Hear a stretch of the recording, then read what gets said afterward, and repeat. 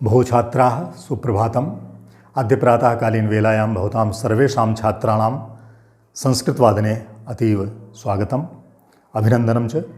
अद्य अहं तव समक्षे अव्ययपदयः रिक्तस्थानपूर्ति विषयिकी चर्चां करिष्यामि। इतः पूर्वम् एकं श्लोकं तव कृते ज्ञानवर्धनाय। श्लोकं द्वादशकक्षातः अस्ति। न दुर्जनः सज्जनतामुपैति औषठः सहस्रैरपि शिक्ष्यमाणः।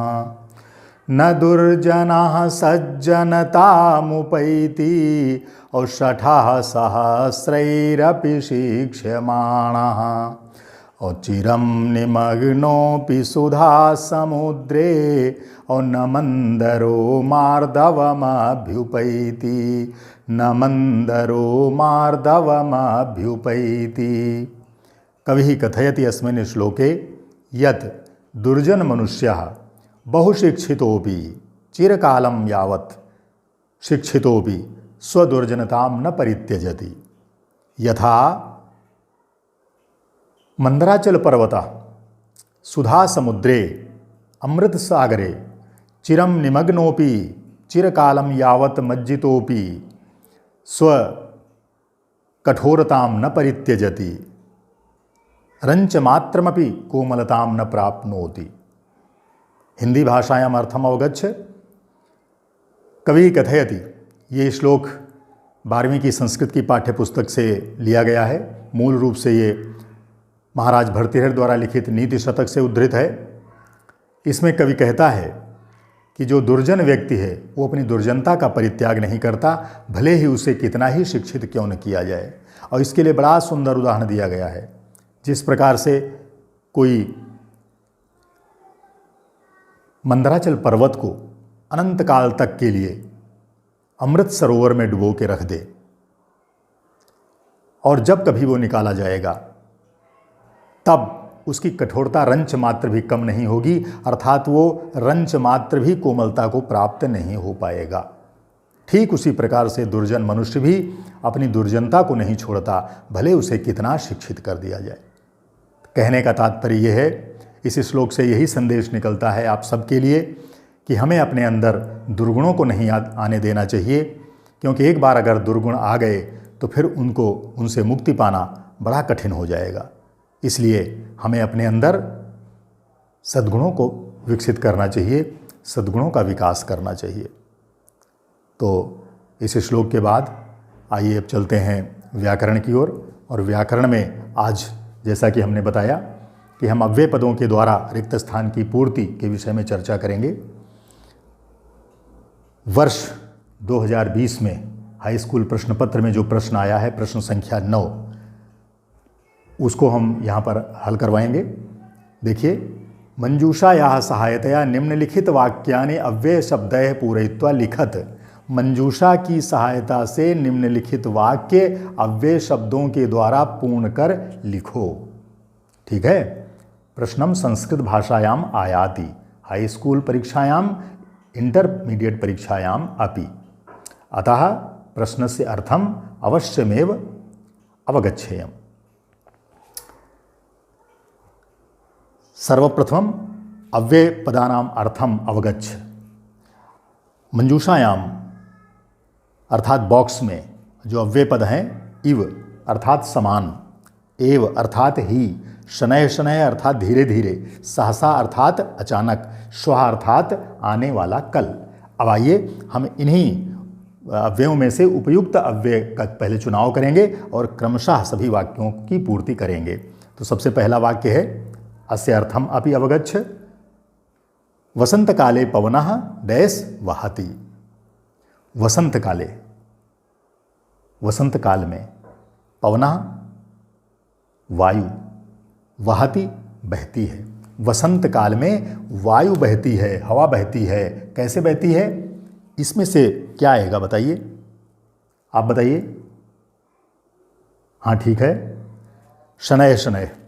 ठीक है, शनैः शनैः मीन्स धीरे धीरे। प्रातः वसंत काल में हवा धीरे धीरे बहती है, तो शनैः शनैः लिखिए, शनैः शनैः, और इसको अंडरलाइन भी करना है। ठीक है, जो वाक्य आप भरेंगे उसको अंडरलाइन भी करेंगे और पूरा वाक्य आप अपनी उत्तर पुस्तिका पर लिखेंगे। वसंत काले पवनः शनैः शनैः वः द्वितीयं वाक्यम् अस्ति डैश अस्माकं विद्यालये संस्कृत प्रतियोगिता भविष्यति। सबसे पहले रिक्त स्थान भरना है।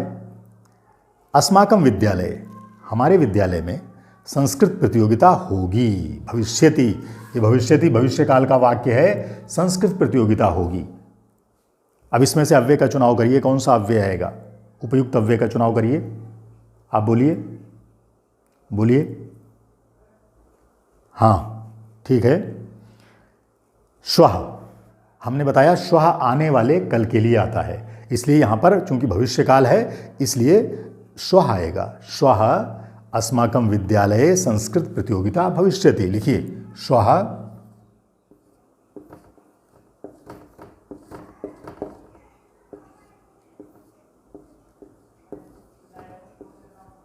श्वः अस्माकं विद्यालये संस्कृत प्रतियोगिता भविष्यति। कल हमारे विद्यालय में संस्कृत प्रतियोगिता होगी। ठीक है। तृतीयं वाक्यम् अस्ति सज्जनानां चित्तं कमल रिक्तस्थान कोमलम भवति। सज्जनानां चित्तं कमल, फिर रिक्त स्थान है, फिर कोमलम भवति। अस्य अर्थम अवगच्छ। सर्वप्रथम सज्जनानां चित्तम, सज्जनों का चित्त, कमल, फिर कोमल होता है। क्या आएगा इसमें से बताइए? ठीक है, इव आएगा। इव माने हमने बताया समान, कमल के समान कोमल होता है। सज्जनों का चित्त किसके समान कोमल होता है? कमल इव, कमल के समान, इसलिए इव आएगा। बिल्कुल सही है। लिखिए और अंडरलाइन करिए इसे और फिर पूरा वाक्य आपको लिखना है। हमने तो यहाँ रिक्त स्थान पे लिख दिया है, आपको पूरा वाक्य उतारना है कॉपी पर। हाँ, चतुर्थम वाक्यम है कदापि कार्याणि न कुर्यात्, रिक्त स्थानम, फिर कदापि कार्याणि न कुर्यात्। रिक्त स्थाने कः अव्ययपदः आगमिष्यति? वद, कथय कथय कथय। कदापि, कभी भी, कार्याणि, कार्य, न कुर्यात, नहीं करना चाहिए। कभी भी हमें कार्य नहीं करना चाहिए। कौन सा उचित लग रहा है? बोलिए। ठीक है, सहसा। सहसा माने अचानक, हमें कोई काम अचानक नहीं करना चाहिए। कहते हैं ना, कुंडलिया सुना होगा, अचानक हमें कोई काम नहीं करना चाहिए। क्या है? बोलिए। अचानक, संस्कृत में बड़ी सुंदर उक्ति कही गई इस संबंध में, सहसा विदधीत न क्रियाम अविवेकः परमाम पदम। ठीक है, सहसा विदधीत न क्रियाम अविवेकः परमापदाम पदम। हमें अचानक कोई काम नहीं करना चाहिए। वही चीज़ है सहसा कदापि कार्याणि न कुर्यात्। सहसा लिखिए और अंडरलाइन करिए।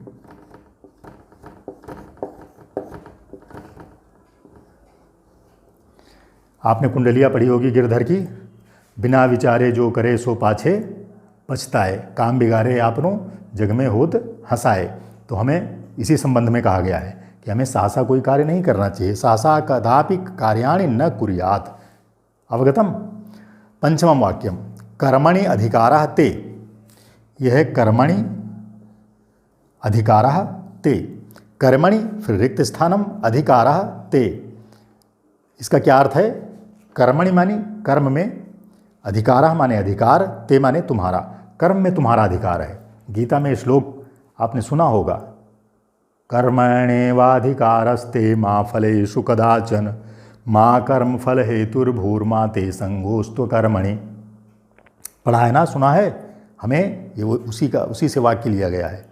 हमें काम करने का अधिकार है, फल का नहीं। ठीक है, अगर हम काम करेंगे मन से तो फल तो मिलेगा मिलेगा, इसलिए हमें काम करने में अधिकार है, फल का नहीं। तो कर्मणि क्या आएगा? बोलिए। ठीक है, एव, कर्मणि एव अधिकारः ते। ठीक, एव माने ही, कर्म में ही अधिकार है। कर्मणि एव अधिकारः ते।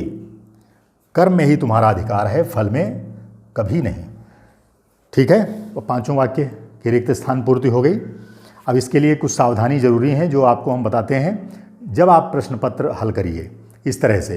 तो कन्फ्यूजन हो सकता है, पहले गलती हो सकती है, इसलिए आप पहले पेंसिल से भरें, ठीक है, ताकि कोई अगर गलती हो चेंज करने में फिर कटफट ना हो, माने गंदी ना हो आपकी कॉपी, जिससे एग्जामिनर को सुंदर कॉपी दिखे, ठीक है। पहले आपने पेन से भर दिया, बाद में फिर संशोधन करना हुआ तो फिर या तो पूरा प्रश्न काटेंगे फिर लिखेंगे, टाइम बर्बाद होगा, या फिर उसी में करेंगे तो फिर अच्छा नहीं लगेगा, गंदा लगेगा। इसलिए पहले पेंसिल से भरें, जब सब कंफर्म हो जाएं कि पांचों हमारे सही हैं तब उनको मिटा के पेन से कर दीजिए, ठीक है। और दूसरी बात है, आपको अव्यय जो हमने सूची बताई थी वो सारे अव्यय पद उनका अर्थ सहित याद कर लीजिए, भरने में आसानी होगी। और जब भरिए आप तो सबसे पहले जो वाक्य है पहले उसका अर्थ समझिए, फिर उसके बाद इनमें ढूंढिए कि यहाँ पर कौन सा फिट बैठ रहा है, उचित बैठ रहा है, ठीक है, उसको फिर भरिए।